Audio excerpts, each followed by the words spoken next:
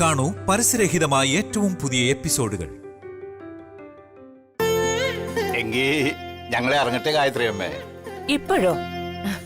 ഇനി ഊണ് കഴിഞ്ഞിട്ട് പോകാം. വേണ്ട ഗായത്രി അമ്മേ, വീട്ടിൽ ചെന്നിട്ട് ഒരുപാട് ജോലി ബാക്കിയുള്ളതാ.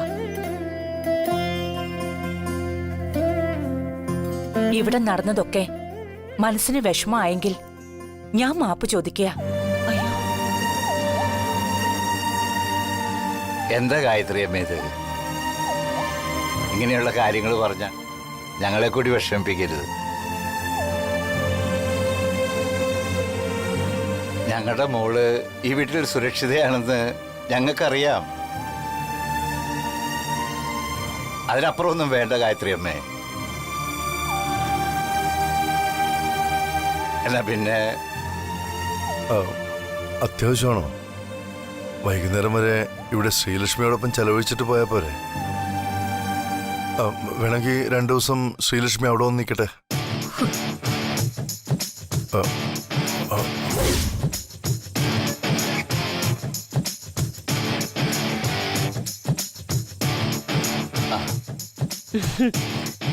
ഈ മുഖത്ത് സന്തോഷം കണ്ടില്ലേ?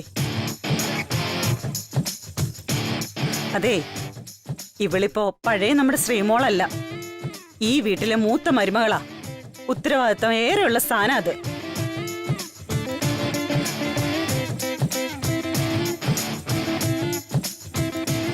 ബാ, നമുക്ക് പോകാം.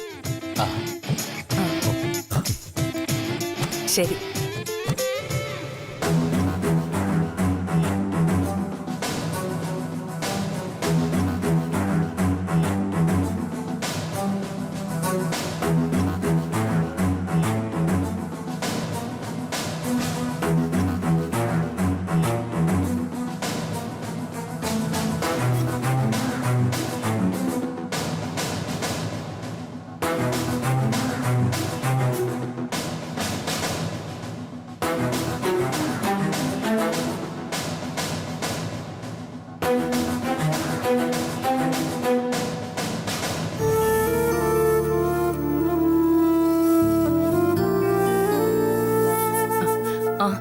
അവിടെ എത്തിയിട്ട് സരോജം വിളിക്കാം.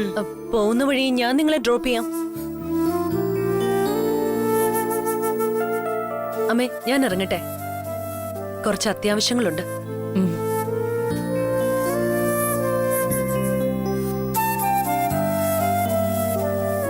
ശ്രീലക്ഷ്മിയെ വിളിക്കണോ?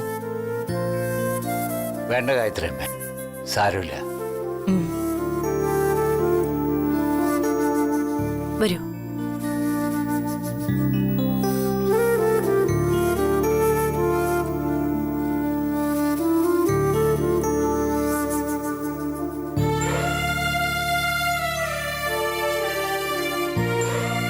വണ്ടി എവിടെയാ പാർക്ക് ചെയ്തിരിക്കുന്നത്? അവിടെ. പോവാം.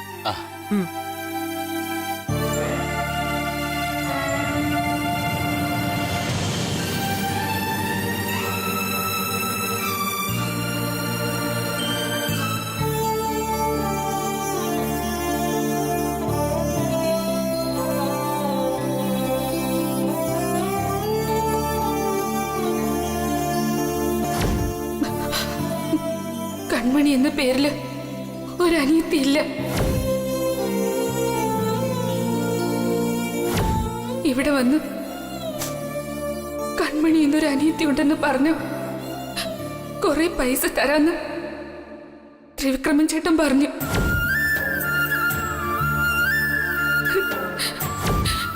എല്ലാവരും ഞങ്ങളോട് ക്ഷമിക്കണം.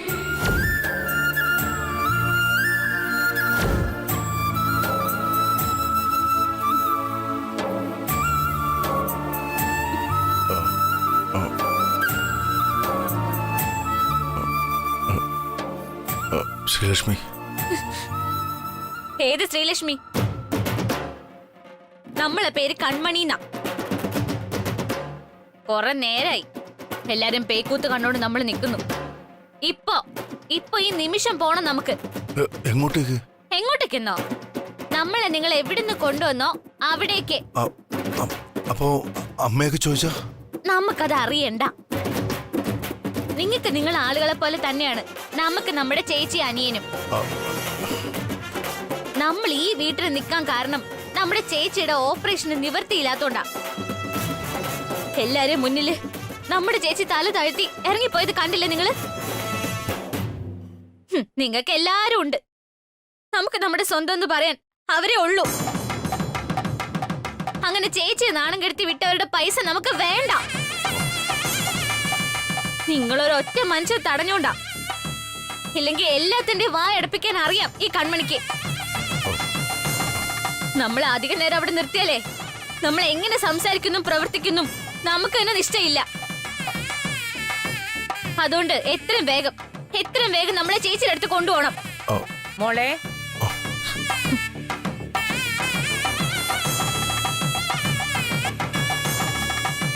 മോളെന്താ ഇവിടെ തന്നെ നിന്നത്? സുദർശനെയും സരോജത്തെയും യാത്ര അയക്കാൻ വരാത്തതെന്താ? അത് അമ്മ അമ്മ രാജേന്ദ്രയുടെ ഫോട്ടോ എടുത്തു വെക്കാൻ വെയിറ്റ് ചെയ്യായിരുന്നു. ആ നിങ്ങൾ ഡ്രസ്സൊക്കെ മാറി വാ, ആഹാരം കഴിക്കാം.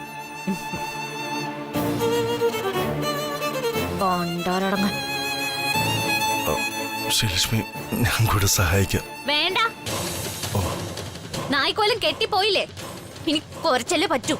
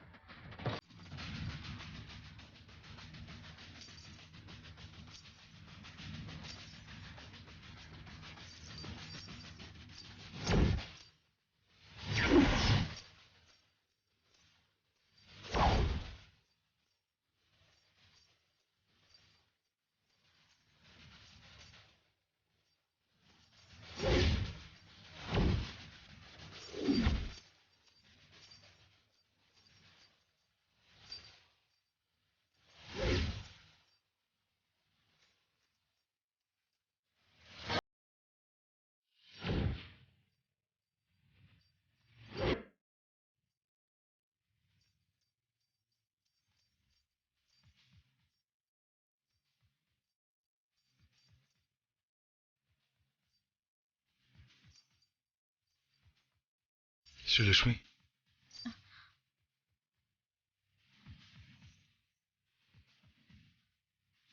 ശ്രീലക്ഷ്മി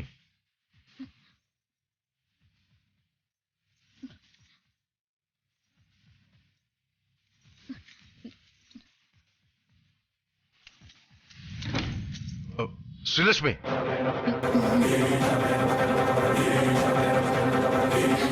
താനിവിടെ ഇത്ര നേരം എന്തെടുക്കായിരുന്നു? അത് അത് ഈ ഫോട്ടോ ശരിയാക്കി വെക്കാൻ വേണ്ടി.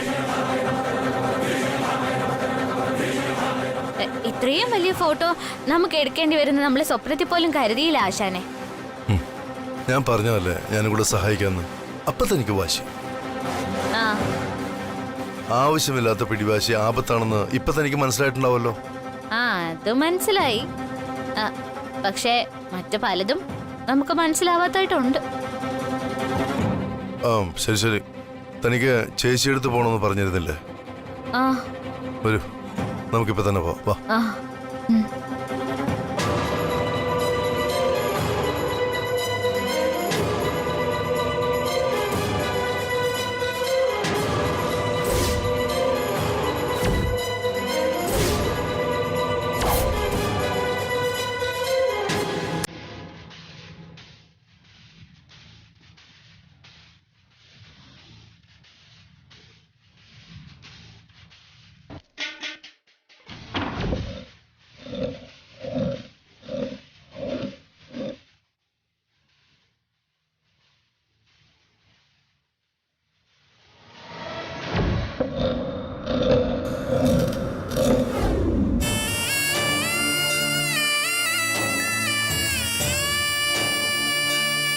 ദാ വെള്ളം.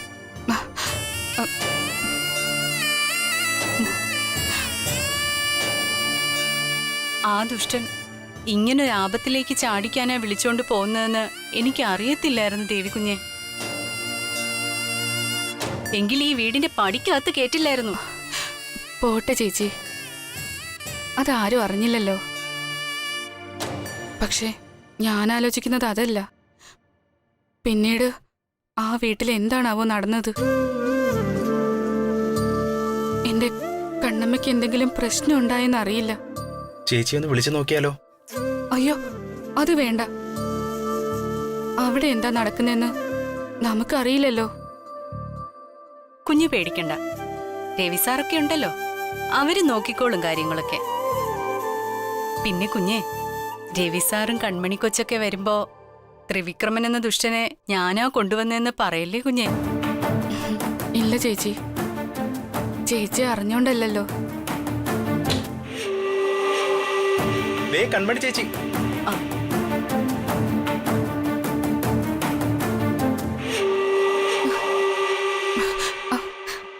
ചേച്ചി പെണ്ണെ, നീ നമ്മളോട് ക്ഷമിക്കണം.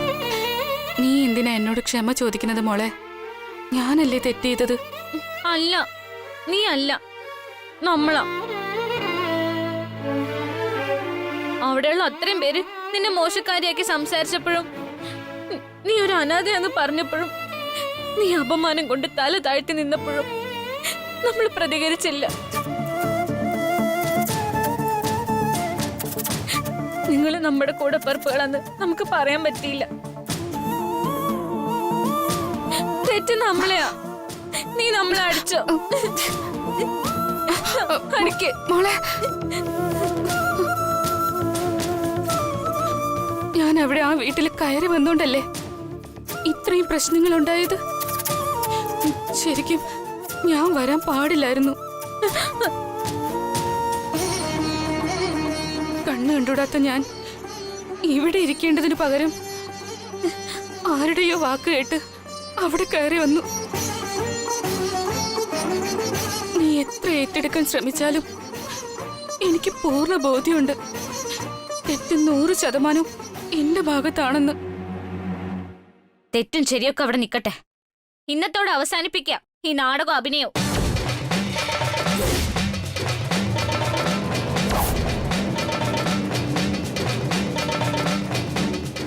അങ്ങനെ നമ്മുടെ ചേച്ചി അനിയനെ തള്ളി പറഞ്ഞോണ്ട് നമുക്ക് പൈസ വേണ്ട.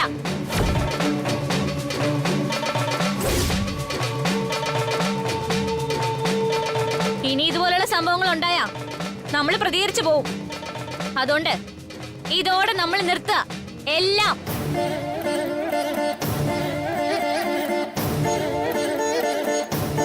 അല്ലെങ്കിൽ തന്നെ നമുക്ക് പറ്റിയ പണി വല്ല ആണോ ഇത്? പൈസ എന്ന് കേട്ടപ്പോ പെട്ടിയും പ്രമാണം എടുത്ത് ഇറങ്ങി.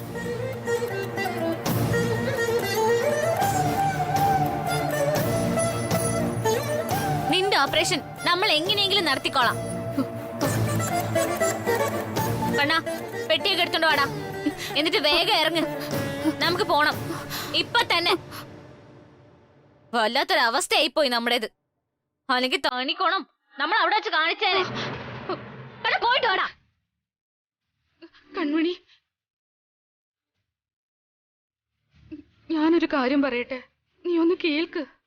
ഇനി എന്താ?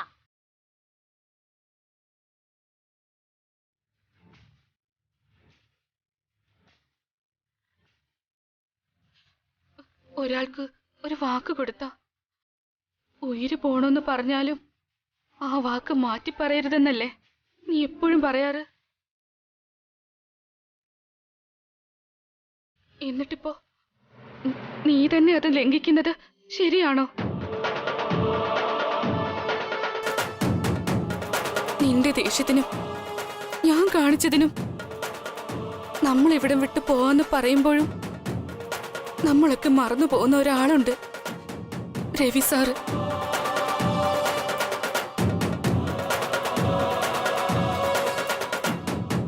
പിന്നെ ആ വീട്ടിൽ അത്രയും പ്രശ്നം ഉണ്ടായപ്പോ ഒരു വാക്ക് പോലും പറയാതെ നിന്ന മനുഷ്യനെ ഇനി എന്തിന് നമ്മൾ നീയൊക്കെ ഓർക്കണം? നീ മിണ്ടാതെയല്ലേ നിന്നത് അല്ലേ? നീ ഒന്നും മിണ്ടിയില്ലല്ലോ. സാഹചര്യം നോക്കി പ്രവർത്തിക്കാവൂ.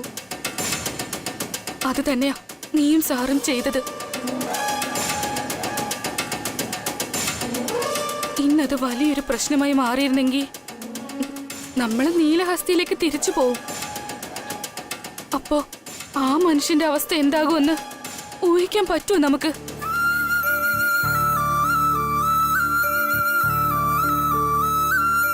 സ്വന്തം വീട്ടുകാരുടെയും ശ്രീലക്ഷ്മിയുടെ വീട്ടുകാരുടെയും മുന്നിലും ഒന്നും അല്ലാതായി പോയില്ലായിരുന്നോ ആ വലിയ മനുഷ്യൻ?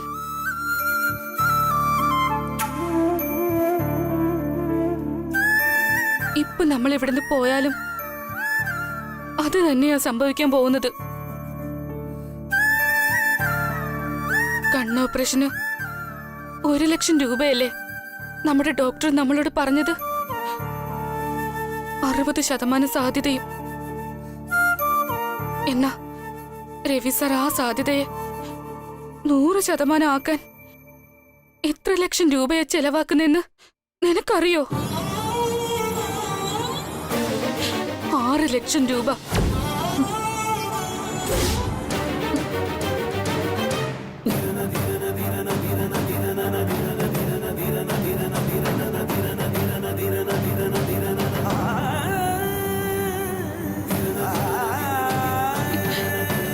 എനിക്കും കണ്ണനും താമസിക്കാൻ വലിയ വീട്, സൗകര്യങ്ങൾ, ജോലിക്ക് ആള്, സമയാസമയം ആഹാരം, മരുന്നുകള്, വണ്ടി. നിനക്കും അവിടെ അതുപോലുള്ള സൗകര്യങ്ങളും സ്വാതന്ത്ര്യവും.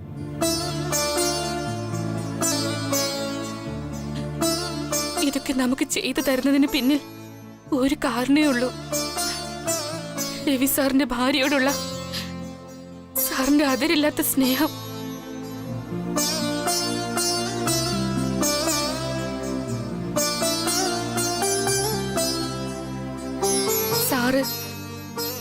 സാറിന്റെ ഭാര്യയെ എത്രമാത്രം സ്നേഹിക്കുന്നുവെന്ന് നമ്മൾക്ക് ചെയ്തു തരുന്ന ഉപകാരങ്ങൾ വെച്ച് നീ അളന്നു നോക്കിയാ മതി.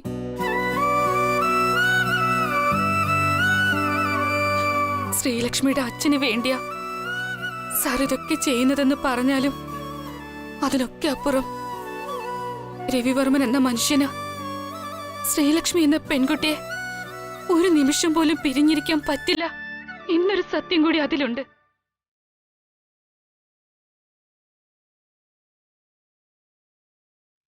ഭാര്യയെ ഇത്രമാത്രം സ്നേഹിക്കുന്ന ഒരു ഭർത്താവിനെ ലോകത്ത് എവിടെ നോക്കിയാലും കാണാൻ പ്രയാസമായിരിക്കും.